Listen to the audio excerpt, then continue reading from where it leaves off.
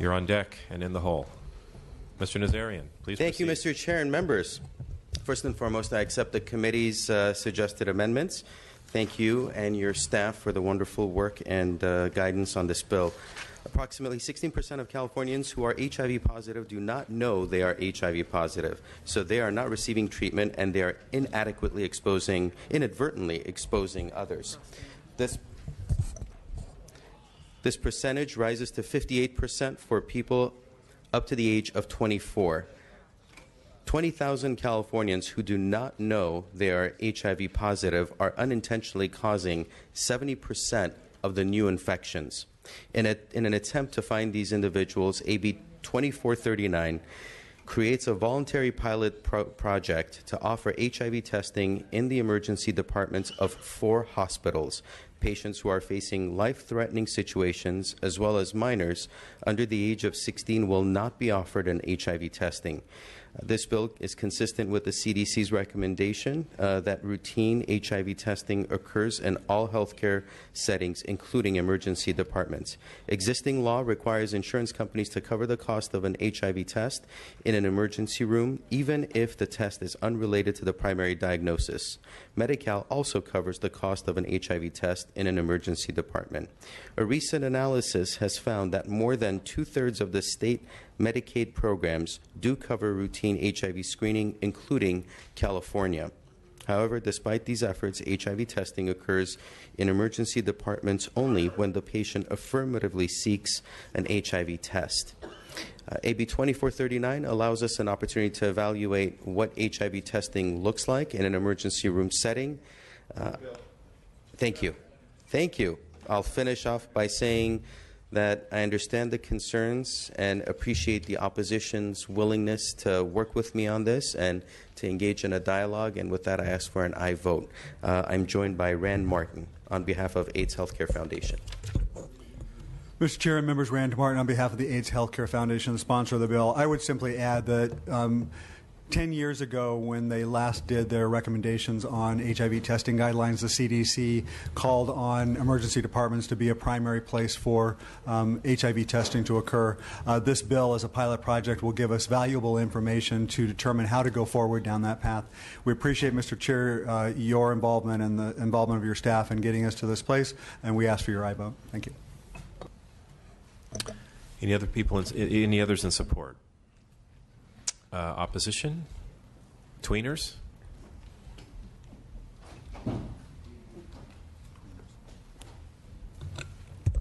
Mr. Chair, members, Tim Madden, representing the California chapter of the American College of Emergency Physicians. With the amendments taken in committee, we are removing our opposition. We just want to thank the author and the sponsors for their time in working on this, as well as the chair and his staff and all their efforts. Thank you. Great, thank you. Mr. Chair and members, Alex Hawthorne on behalf of the California Hospital Association. Our members do retain some general concerns with the bill, but at this time we are moving opposition with the committee amendments. Thank the author and the sponsor for working with us.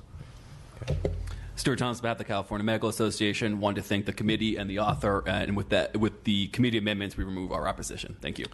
Great, thank you. Any other opposition? Good evening. Joe Michael for Equality California. We're not in opposition, but we're also kind of in that in-between position. We signed on to a letter with a number of other organizations suggesting some amendments and have been working with the author's office, and we very much appreciate the opportunity to continue to work on this bill as it moves forward, and that's about it. Thank you very much. Great, thank you very much. Anyone else? Opposition in between? Okay, bringing it back to the committee. Questions, comments? Ms. Waldron. Thank you, Mr. Chair. This is an important issue. I mean, it's hard to believe that there's still 5,000 new infections in California every year, and dozens, every day being infected, and people may not realize they could have a test one day and then get infected the next. So it's you never know when that is, and people could be living a while before it manifests. And by that time, it might be too late. So it's really important, to know, because the spread of the community viral load is always there. And as you can see, people are being infected still every day. So I support the bill. Thank you. Other questions or comments? Do we have a motion and a second? We have a motion and a second. Would you like to close, Mr. Nazarian? I ask for a vote. Thank you very much. So the motion is do pass as amended to appropriations. Madam Secretary, please call the roll. Wood? Aye. Wood, aye. Mainshine? Mainshine, aye. Bonilla? Burke? Campos? Chu? DeBobne? Gomez? Hernandez? Hernandez, aye. Lackey? Lackey not voting. Nazarian? Aye. Nazarian, aye. Olson? Patterson? Patterson not voting. Ridley Thomas? Ridley Thomas, aye. Rodriguez? Rodriguez, aye. Santiago? Santiago, aye. Steinnorth? Steinnorth not voting. Thurman? Waldron? Waldron, aye. Thank you. 8-0. The vote is 8-0. We'll leave the roll open. You have one more bill, Mr. Nazarian, and then Mr. Hernandez after that.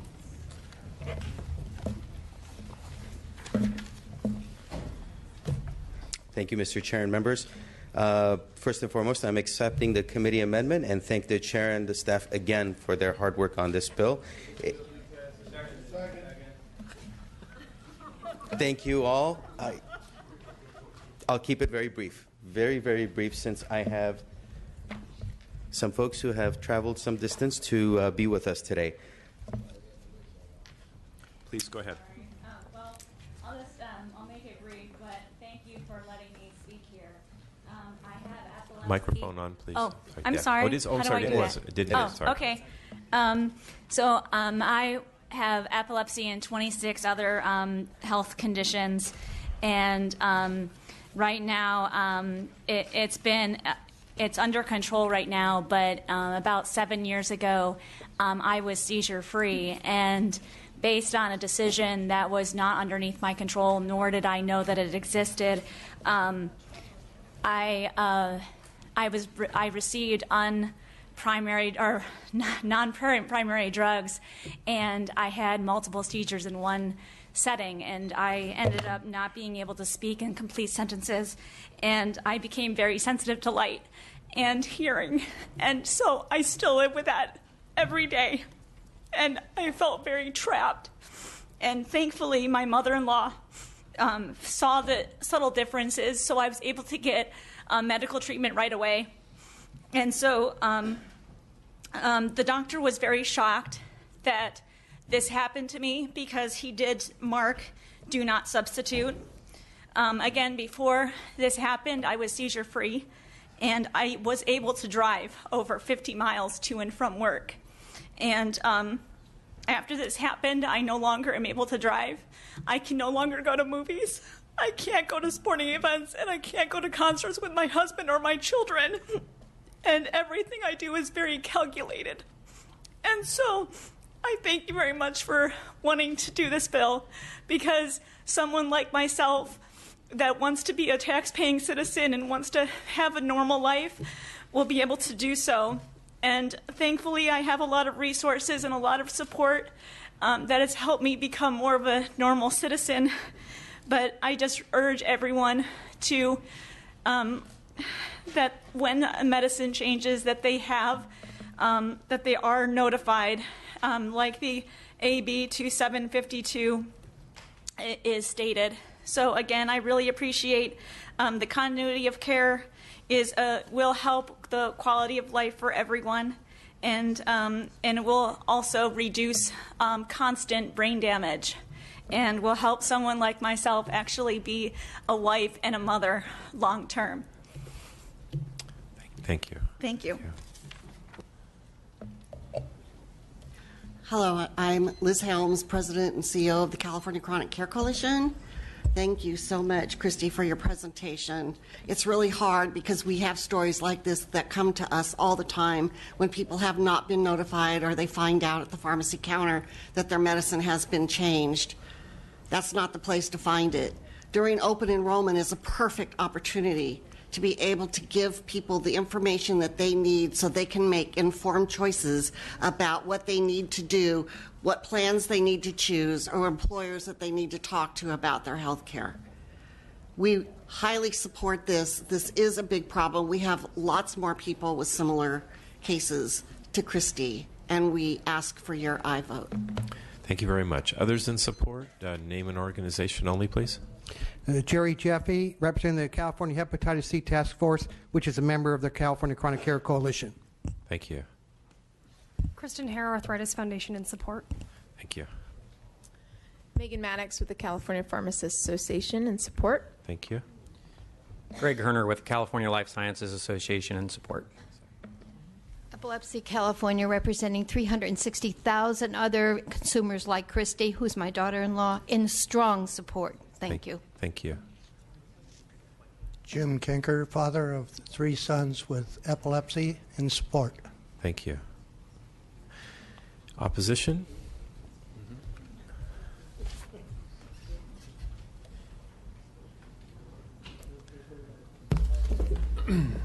Mr. Chair and members, Nick Luizos on behalf of the California Association of Health Plans. We're in opposition to this bill. Members, this bill includes notification requirements that are weaker than existing health plan practice and requirements. Indeed, health plans already deal with this issue in a way that is better and timelier for consumers. We believe that placing an annual notice in the renewal notification as proposed by this bill would be counterproductive and thus will have little, if any, practical impact. Now, there's been talk about committee amendments. We haven't seen any language. We found out today at like 2 or 3 o'clock that there were amendments being proposed to this bill. What little that we know about these amendments, we still think it's an annual, after-the-fact notification that is not tailored to the consumer. And so we think it'll have little practical impact or little benefit for the consumer. We think this bill is trying to solve a problem that doesn't exist. If you're supporting a bill, you should be able to present some sort of empirical evidence about what the problem is and about how your bill intends to solve that problem. So I'm sorry, we have to oppose this bill. I mean, it's another one of many bills that diverts health plan resources towards administration and away from direct medical care. We're opposed for that reason. Stephanie Watkins on behalf of the Association of California Life and Health Insurance Companies. I'll just echo the comments of my colleague, and we are opposed to the measure. Thank you. Okay. Thank you. Others in opposition? Chair members, Luis Sanchez on behalf of Blue Shield of California in opposition. Thank you.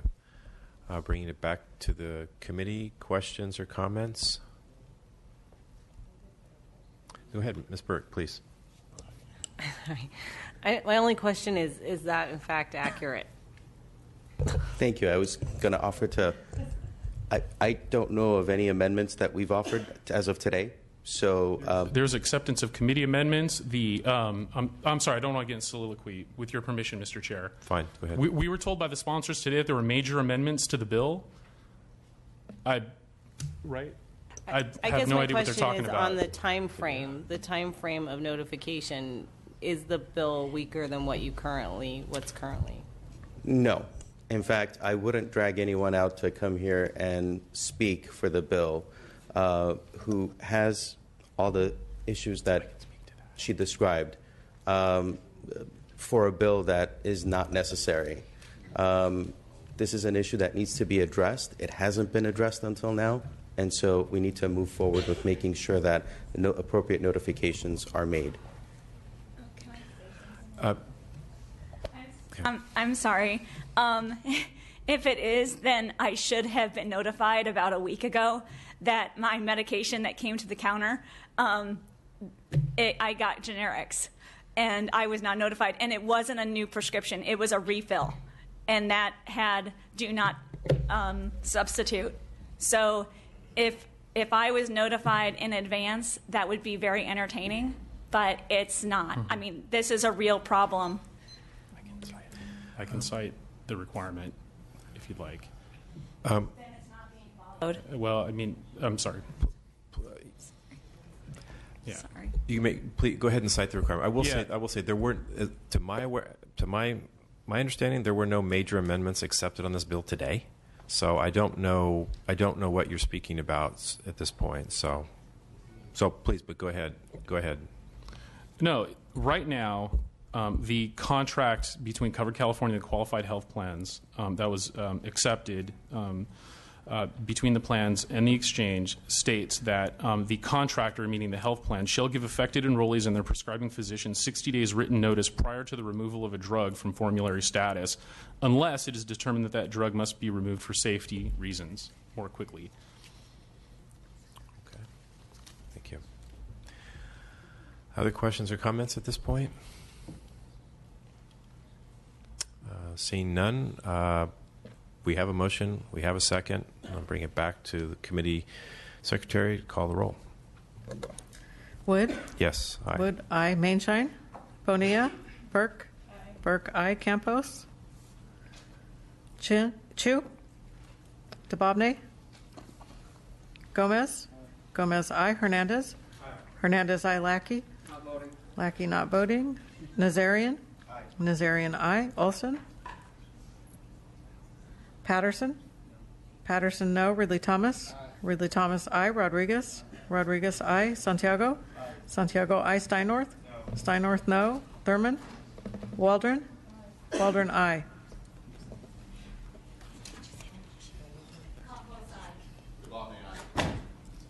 Campos, aye. DeBobne, aye. So the motion is, it's 11-2. The bill is out. Mr. Hernandez, you are up. We'll leave the room open for.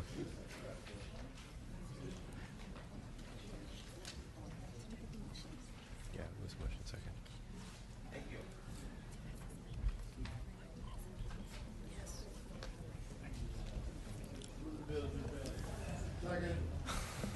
I love it.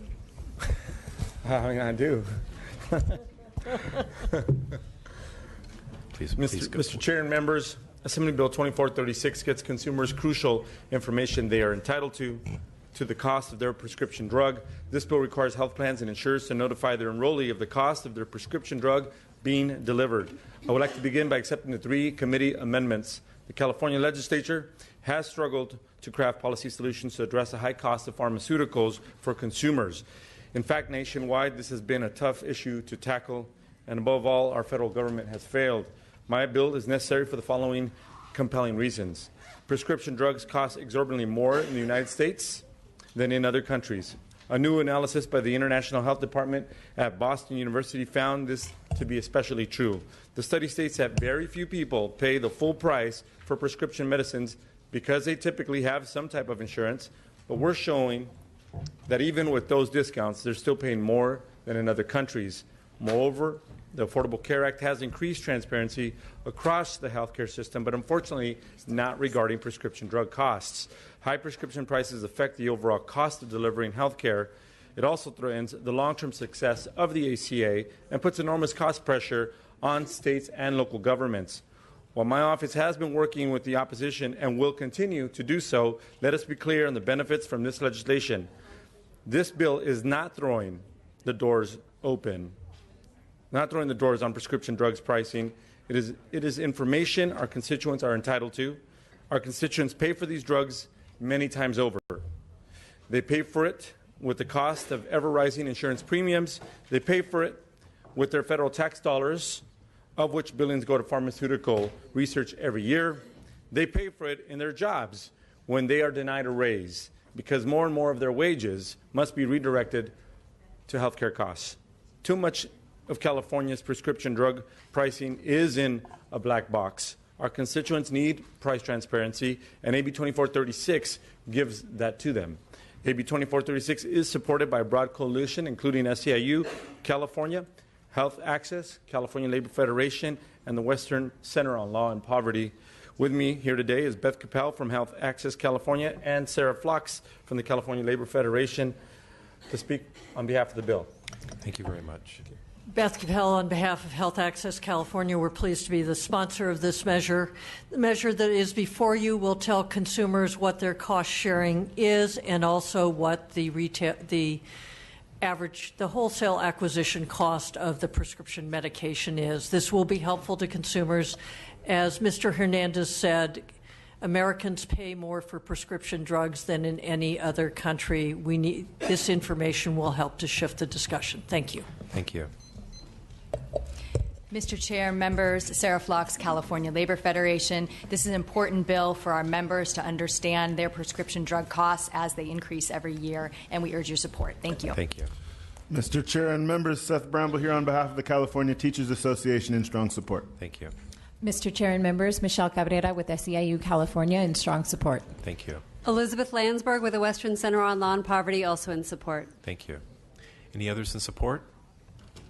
In opposition?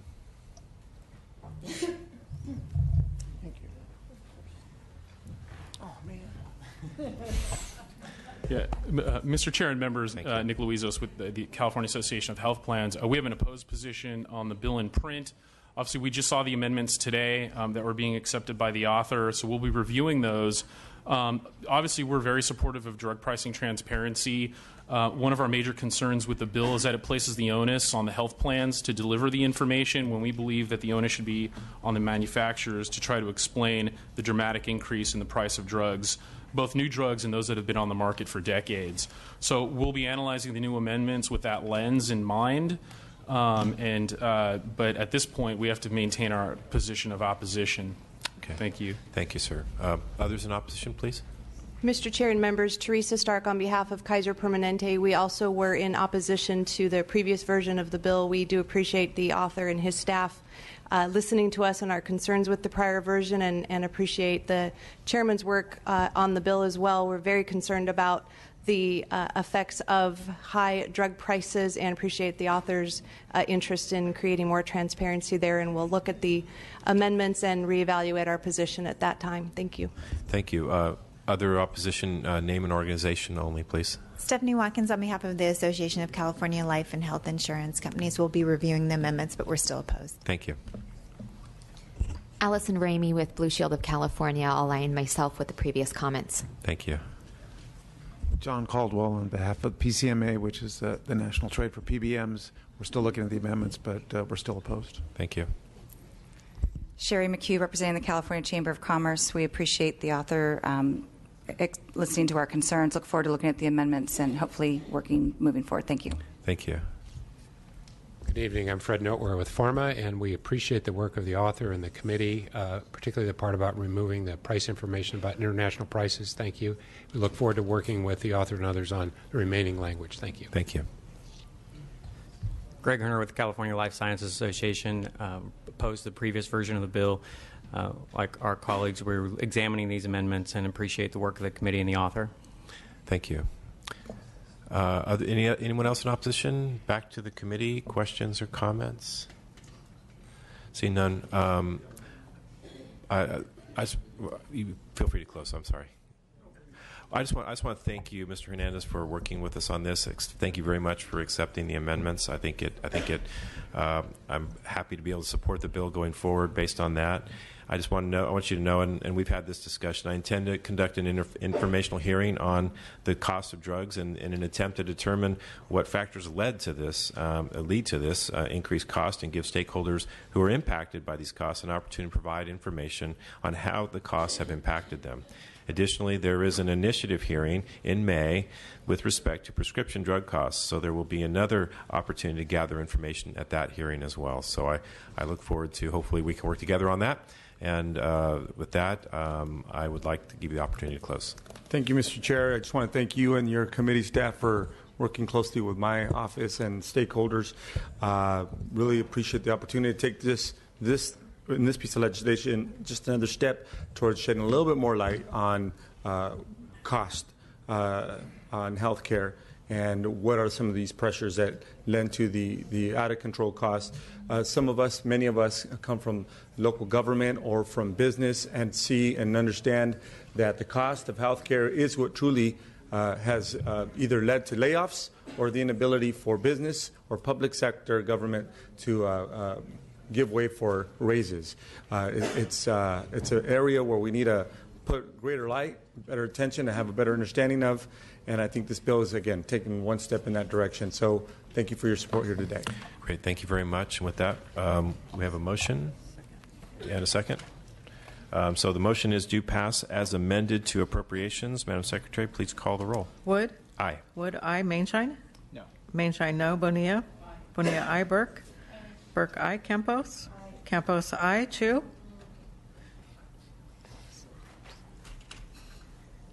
Tababne? Gomez? Aye. Gomez, aye. Hernandez? Aye. Hernandez, aye. Lackey? No. Lackey, no. Nazarian? Aye. Nazarian, aye. Olson? Patterson? No. Patterson, no. Ridley Thomas? Aye. Ridley Thomas, aye. Rodriguez? Aye. Rodriguez, aye. Santiago? Aye. Santiago, aye. Steinnorth?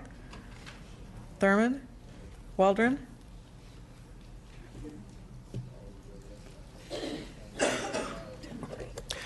Your vote is at 10-3. The bill is out. We'll leave the roll open for other members to add on. So, we're waiting for Mr. Chu, and then Mr. Gomez. Oh, well, don't fight, you guys. All right, go. Somebody, anybody.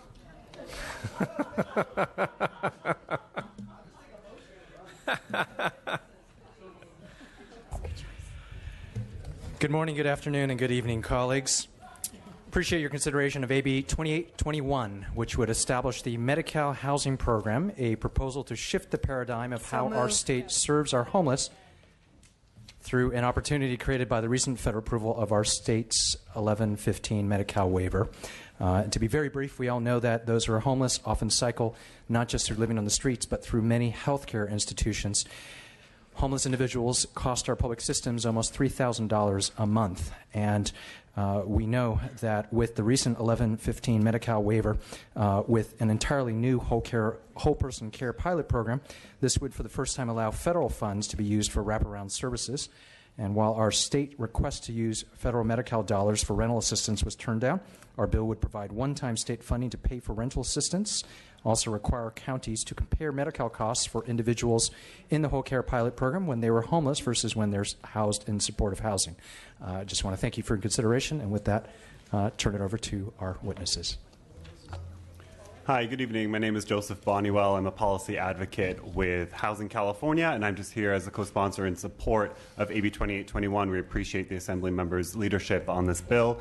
I'm just going to say quickly, the focus of this bill is really to highlight the need to ensure that those who are entrenched in chronic homelessness on our streets have access to supportive housing and access to funding to ensure long-term rental subsidies that match up with those service supports. And also, I just want to mention that this bill has a budget piece which we're working on to provide an initial investment, and also contemplates the creation of a tool that will capture the cost savings from moving a person out of homelessness into supportive housing and returning that cost savings back into more housing subsidies for more folks who are experiencing chronic homelessness. So thank you very much, and I urge your support. Elizabeth Landsberg with the Western Center on Law and Poverty. California got it right in arguing that providing rental subsidies to homeless Medi-Cal recipients would, in fact, save the state money in addition to improving health. We're here in strong support. Thank you. Great. Others than support, name and organization. Obviously, it's support. Good evening. Mary Adair, County Behavioral Health Directors Association, here in strong support. Thank you very much. Anyone else? Anyone in opposition? Seeing no one, bring it back. Would you like to close, Mr. Chu? I just want to say I'm also happy to accept the technical amendment suggested by the committee to include this committee to receive feedback later on. Much appreciated. Respectfully ask for your vote at this late hour. Do we have a motion? I do have a motion and a second. So the motion is do pass as amended to appropriations. Madam Secretary, please call the roll. Wood? Aye. Wood, aye. Mainshine? Mainshine, aye. Bonilla? Bonilla, aye. Burke? Burke, aye. Campos? Campos, aye. Chu? Aye. Chu, aye. DeBobney? Gomez? Gomez, aye. Hernandez? Hernandez, aye. Lackey? Lackey, aye. Nazarian? Nazarian, aye. Olson? Patterson? Ridley Thomas? Rodriguez? Rodriguez, aye. Santiago? Steinorth? Thurmond? Waldron? Waldron, aye.